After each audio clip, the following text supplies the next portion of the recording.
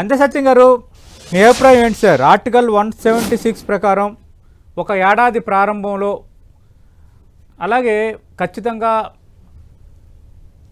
అసెంబ్లీలో ఉభయ సభలు అంటే అక్కడ ఒక శాసన మండలి ఉంటే ఉభయ సభలను ఉద్దేశించి గవర్నర్ మాట్లాడాలి అనేది రాజ్యాంగంలో పొందుపరిచిన అంశం ఒకటి.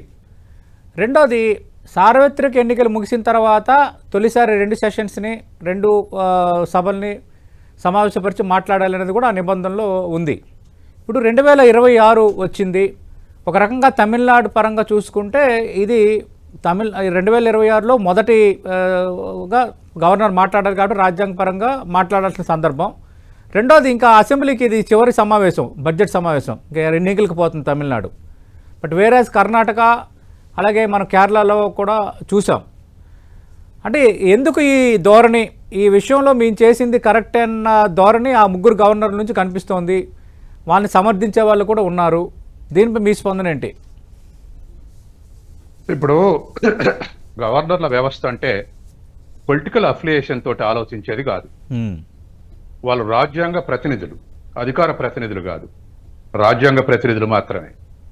కాబట్టి రాజ్యాంగంలో ఏం చెప్పిందో ఆ పరిధిలోనే వ్యవహరించాలి తప్ప మేము రాష్ట్ర ప్రభుత్వాల అధికారుల ఎంకరేజ్ అవుతాం లేదా రాష్ట్ర ప్రభుత్వాలు మా అభిప్రాయం ప్రకారం నడవాలనేది కరెక్ట్ కాదు.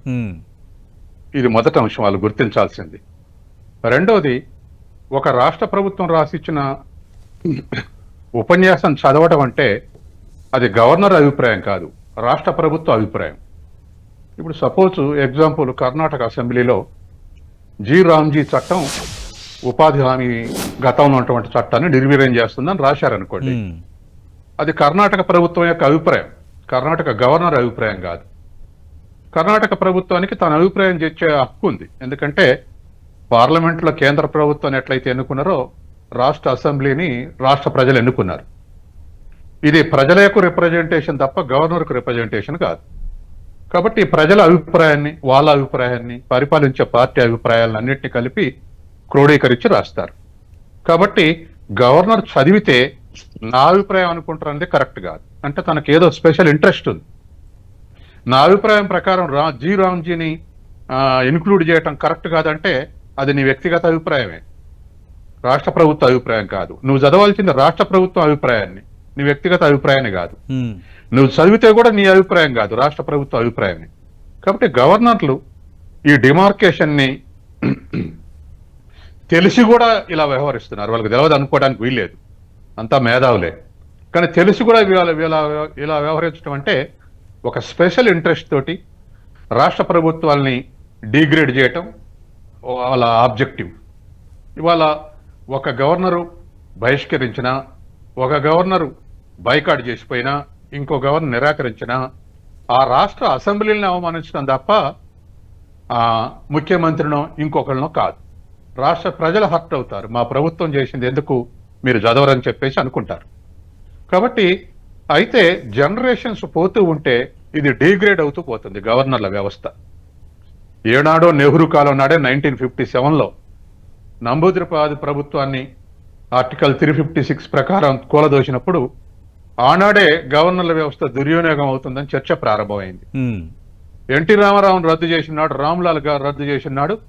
అసలు ఈ దేశంలో గవర్నర్ల వ్యవస్థే కరెక్ట్ కాదనేటువంటి డిబేటు సీరియస్ టర్న్ తీసుకుంది. కాబట్టి ఇవాళ అనేక రాష్ట్రాల్లో, ఒక రాష్ట్రంలో ఏడాది ఫైల్స్ని తొక్కి పెడతారు, ఆర్డర్లను తొక్కి పెడతారు. ఇంకో రాష్ట్ర గవర్నరు పోయి ప్రజల్లో పోయి కార్యక్రమాలు నిర్వహిస్తాడు. ఇంకో రాష్ట్ర గవర్నరు బైకాట్ చేస్తారు. ఇంకో రాష్ట్ర గవర్నరు చదవని అంటాడు. ఇవన్నీ కరెక్ట్ కాదు. తర్వాత రెండవది, ఇవాళ ఎలా రాజ్యాంగంలో ఉన్నటువంటి నార్మ్సే కాదు, ప్రాక్టీస్లో కొన్ని ఇబ్బందులు వస్తున్నప్పుడు సహజంగానే పెద్ద మనుషులని, తర్వాత పాలిటిక్స్, యాక్టివ్ పాలిటిక్స్ లేనటువంటి వాళ్ళని, రిటైర్ అయినటువంటి జడ్జెస్, బ్యూరోక్రాట్స్ని, వాళ్ళకు కూడా కొన్ని పొలిటికల్ అభిప్రాయాలు ఉండొచ్చు. కానీ నెమ్మదిగా ఆలోచించి, బ్యాలెన్స్డ్గా ఆలోచించి అడ్మినిస్ట్రేషన్ డిస్టర్బెన్సెస్ లేకుండా వ్యవహరించాల్సిన బాధ్యత గవర్నర్ల మీద ఉంది. అది కాకుండా ఇష్టానుసారం మున్సిపాలిటీలో కౌన్సిలర్ లాగా ఉంది, కౌన్సిలర్ బైకాట్ చేసినట్టుగా ఉంది వాళ్ళ గవర్నర్ల వ్యవస్థ. ఇది రాష్ట్ర ప్రభుత్వాన్ని డిగ్రేడ్ చేస్తాను వాళ్ళు అనుకుంటారు, కానీ గవర్నర్ల వ్యవస్థ డిగ్రేడ్ అవుతుంది. అంతే సత్యం గారు, 2023లో కేరళ గవర్నర్ ఆరిఫ్ మహమ్మద్పై అప్పటి ప్రభుత్వం సుప్రీంకోర్టుకు వెళ్ళిన అంశం ఒకటి. రెండోది ఆర్ఎన్ రవి తమిళనాడు గవర్నర్ పైన మనం చూసాం, తమిళనాడు గవర్నమెంట్ 3 సార్లు సుప్రీంకోర్టుకు వెళ్ళింది. చాలా క్లియర్ కట్గా ఆ రోజు చెప్పిన అంశం ఏంటంటే governor will act on aid and advise by the council of ministers అని చాలా స్పెసిఫిక్గా చెప్పారు. ఆ పరిధి దాటకూడదని చెప్పారు.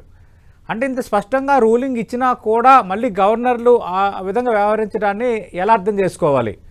ఈజ్ దర్ ఇంటెన్షన్ లేదంటే ఇంకేదైనా ప్రేరేపితంగా చూడాలా?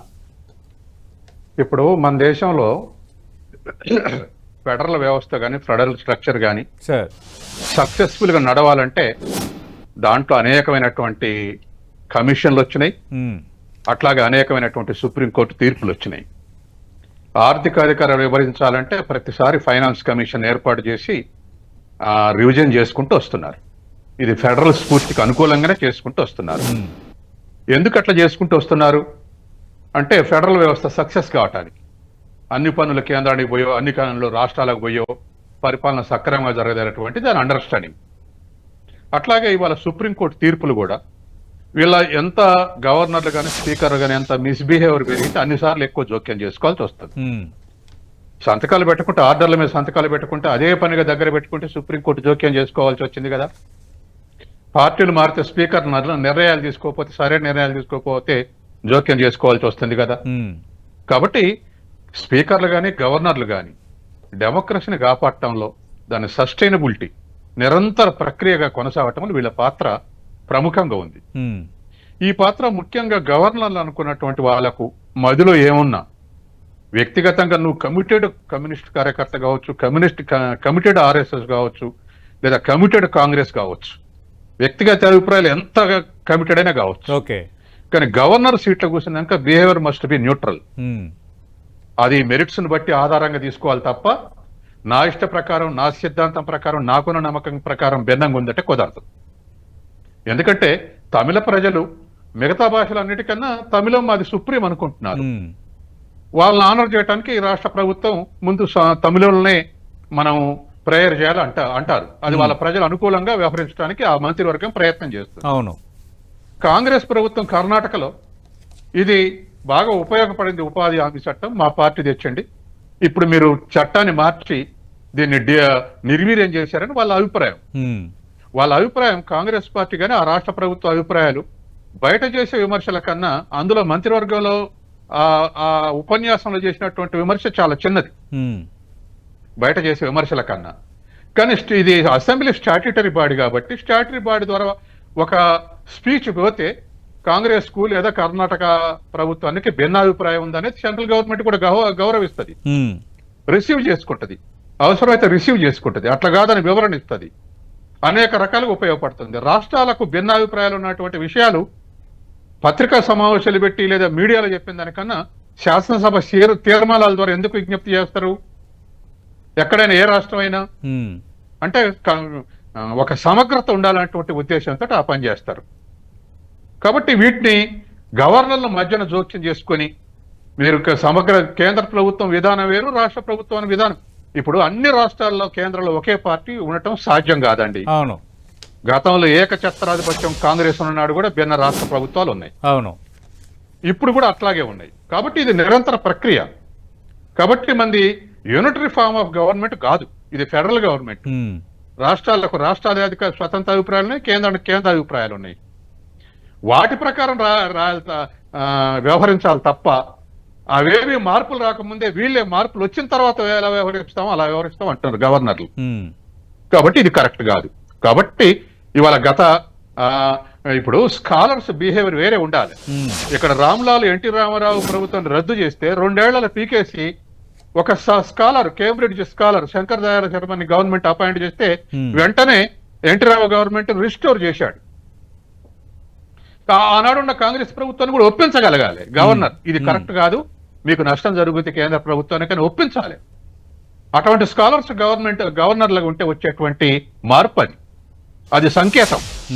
ఒక గవర్నర్ ఎలా బిహేవ్ చేయాలనో శంకర్ దయాళ శర్మ యొక్క ఎన్టీఆర్ రావు గవర్నమెంట్ రిస్టోర్ చేసినటువంటిది ఒక సింబాలిక్ అందరు గవర్నర్లకు కూడా.